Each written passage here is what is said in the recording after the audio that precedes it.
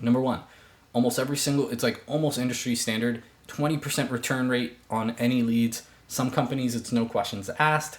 Some companies, it's, hey, you're going to have to go through like our system, you're going to have to press a button and return it, and then our AI will tell you in 24 to 48 hours if we approve it or not.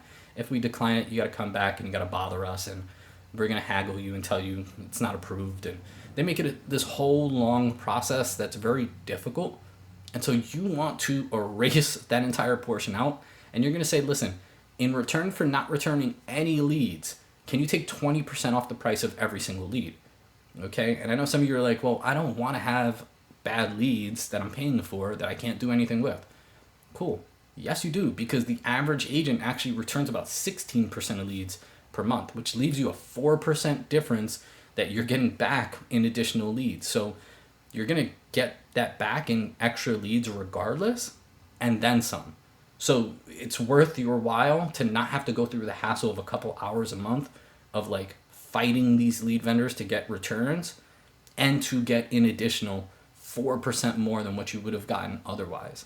Because with lead vendors, if you return a lead and then that lead they return back to you on a 1-for-1, if it gets approved, is also a bad lead, you're shit out of luck. They're not going to exchange it again for you. So you are in a position of power when you negotiate that 20% off, because you're really getting an additional 4% based on the numbers of the average agent, and a lot less stress because you don't have to deal with fighting these lead vendors to get your money back.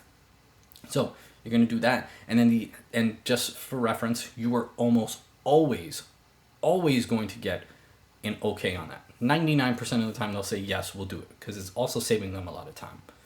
Now, the next part, and this is the last part, you're going to ask them to round down to the nearest number.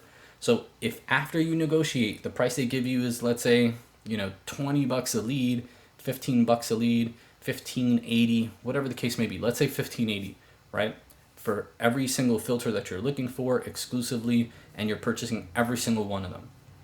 You're just going to say, hey, from $15.80, hey, can you round that down to $15.50 so that we could just have round numbers, just easier for, it's easier for our financials and tracking and things like that.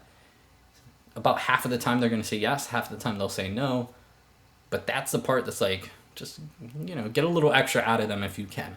And that's how you purchase internet leads in 2025. Okay, it's fairly simple. Majority of agents don't do it.